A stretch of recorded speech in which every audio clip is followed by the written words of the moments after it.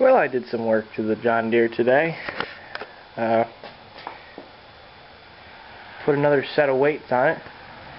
This set of weights, the outer set, is the set that I had on my 210. I bought them off a friend, and they came off of a 69 140, I think it was.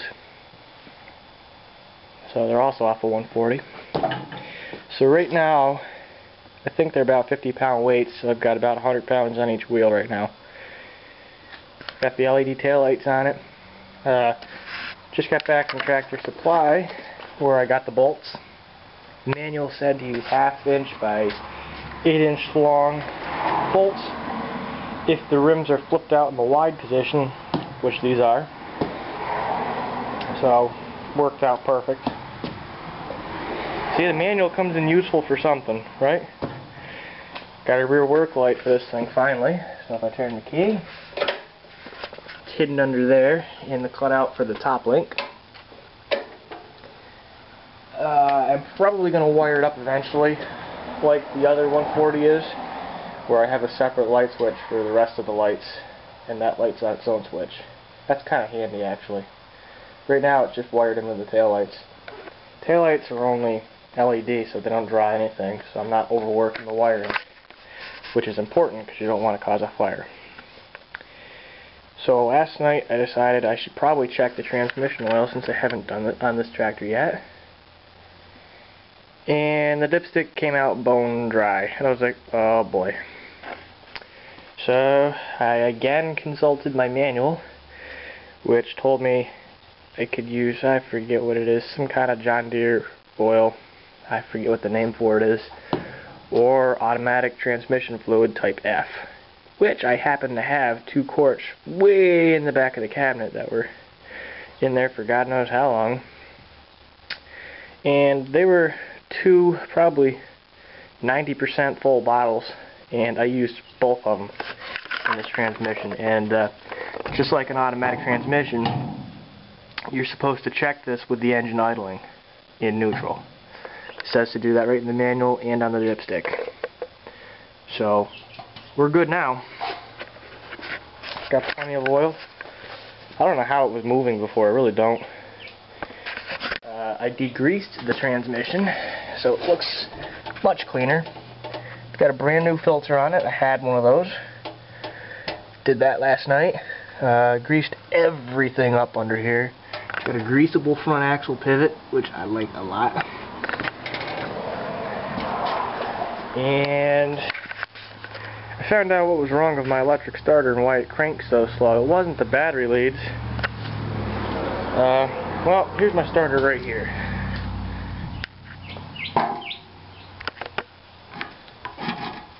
See if I can do this.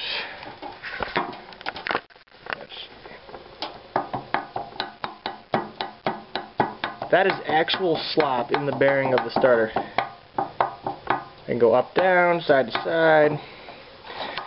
I was having a hard time starting this thing one day.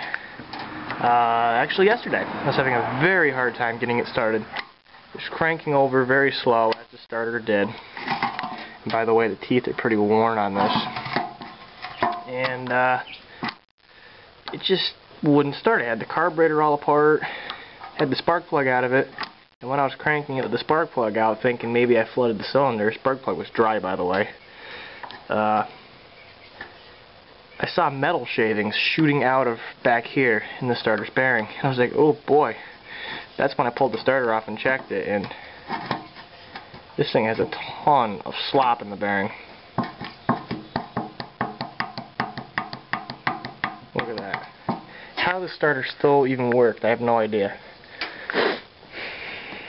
But watch this. No joke! That's how it's supposed to start. Same battery cables, I might add. I didn't end up changing them. But now I'm calling this John Deere the Cub Eater, because it pretty much ate a Cub Cadet. See? Cub Cadet front tires, both of them. Cub Cadet. And now it's got a Cub Cadet starter. My grandpa used to have Cub Cadets, and I had 2 starters I brought home from there. One was this one off a Cub Cadet, and the other one was red. I have no idea what it was off of. But this starter, as it turns out, just coincidentally, was identical to the one that came off this engine. Had the same number of teeth on the gear, and the gear was actually in pretty good shape on this starter. The bearing was good and tight, so I oiled it up with some really lightweight oil, and it actually works fine. Cranks it over really good and fast. So I'm calling this tractor the Cub Eater because it pretty much ate a Cub Cadet.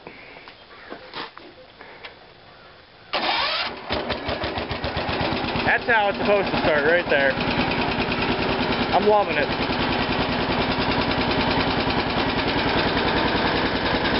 Got a lot of weight on the back now. Yesterday I mulched up the leaves of the John Deere push mower there, and then I plowed them into the garden with the Cub Eater and the Brindley plow on the sleeve hitch. And then I smoothed it out with this, the old, what is it there, the David Bradley cultivator.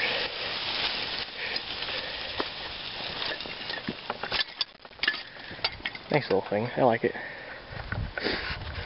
I just brought down the summer patio furniture with the Cub Eater. I think I am going to call it the Cub Eater, I like that.